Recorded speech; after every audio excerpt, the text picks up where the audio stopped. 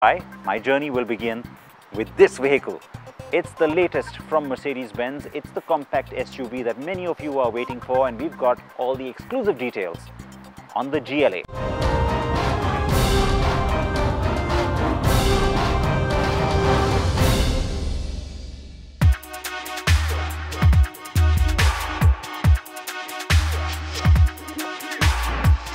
As the entry premium segment begins to open up big time in India, it's great to see not just more and more new products driving in, but also those that are very well engineered and better suited to our market than ever before. The Mercedes-Benz GLA will drive into the market in October and will join what's now looking like a formidable segment, comprising a wide array of vehicles that span hatchbacks, sedans, crossovers and SUVs. So what's the GLA all about? Based on Daimler's MFA platform, the car shares its underpinnings and several components with its siblings, the A, B and CLA class of vehicles. The styling is rather aggressive and yet has a prettier form than the testosterone-fueled looks of the A class or CLA. The roof rails and rear fenders are what really separate this from the station wagon-like feel that the BMW X1 or even the Volvo V40 exude. The Center of Excellence is sort of a brand shrine for Mercedes-Benz, which is why you don't just have this car here with me, but you've got all these other cars that are also lined up here today. And it is of course in Sindelfingen, which is where, like I said, you've got the biggest plant. But today we're going to go on that manufacturing journey besides showing you this car. So we're going to start off by driving to Rastatt. That's where the GLA is manufactured, and it's about, well, a couple of hours from here. So let's get going on that drive. Before we get going though, I want to quickly talk about the styling. Now, in the face is where you see that nice aggressive new family look that Mercedes-Benz is getting such great reviews for the world over. The GLA carries that through. You know, it doesn't really try and be this really bumped up tall SUV. I mean, look how short it is, but the roof rails and the overall shape and appeal, still very SUV-like. There's a little rise here in this chrome line that you see on the waistline, and that's different to the A and the B and the CLA, because in those cars, including the new C-Class, that's almost like a parabolic drop. Here you see that there's a rising line. That gives it again a different SUV kind of a character. There's a lot of muscle here, and that blends beautifully into this really wide look at the rear. The tail light to me is perhaps the nicest, sweetest part of the design, very attractive. And you've got this chrome strip which again enhances the width at the back, makes the car look really planted. Inside the cabin is where the premium brigade scores over the other mass compact offerings, and Mercedes-Benz in particular has stepped up its game when it comes to cabin finish. The car with me has a light poplar wood treatment which complements the black plastics and surprisingly works with all the metal inserts that the dash carries. Of course, we will wait to see what trims come into India. The rest of the package, including the command system, the climate control, sunroof, instruments, all of that very much like the A-Class. The start-stop system is also standard. The boot isn't generous, but I was still surprised by its rather ample 481-litre volume. Now, the handling isn't soft by any means, but I would have still liked it to be a little bit stiffer, more German in that sense. In India, buyers are going to like this. It's just the right kind of comfort setting, I think, that people in India like. The car has a very car-like feel to the drive, and what I like is that, you know, the engineers haven't tried to unnaturally just give you a sense of driving an SUV by just bumping it up or making the overall suspension setting more SUV-like. It's good that it feels like a car because it's very comfortable and very easy to drive. The GLA is sprightly, quick and hugs the road well. Please do make room for the fact that I had the 4MATIC, Mercedes speak for all-wheel drive, that sends as much as 50% of the torque to the rear wheels when needed. Now, of course, make no mistake, the suspension setup on a car like this will definitely be different to, let's say, the A-Class or even the CLA. But having said that, it is the car-like feel, handling and otherwise, that you get from a compact SUV like this one that makes it popular. And that's what's catching on the world over, and in India in particular, cars like the Q3 and of course this car, the GLA, become even more relevant because they're compact, they're more affordable, and yet they let you be premium and slightly more raised from the ground than a hatch or a sedan will. But when you compare to the Q3, while I liked that character, the GLA has a smaller feel, especially when you're inside the car. It's not a roomy or airy cabin, but one that feels compact and right. Now, we're not going to get the potent engines that the GLA is available with here in Europe.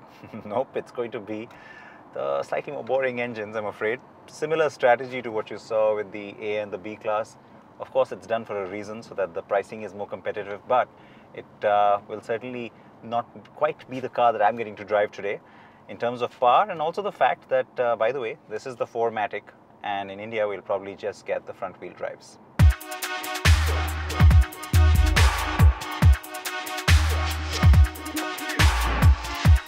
So while the GLA 250 I had has a 2-litre 208 bhp engine, we will get the GLA 200 twins, but with a special India configuration, so they're not the same engines or nomenclature as the ones here in Germany. So let's look at the petrol first, and it's the same 2-litre unit but with an output of 181 bhp, mated to the 7G dual clutch gearbox.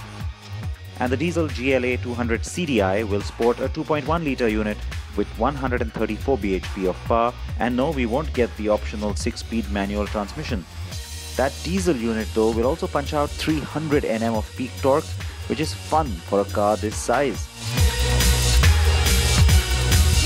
So after my quick drive across the Baden-Württemberg countryside, I was at the town of Rastatt at the Mercedes-Benz factory there. Though the Rastatt plant has been around since 1992, it is since 1997 that it's become the mother plant for the compact cars from the start. It was expanded and upgraded in 2009 with an investment of $1.2 billion to accommodate the new MFA platform. The Rastatt plant has 2 assembly lines. One produces the A and B class, while the second produces the A and, of course, the GLA.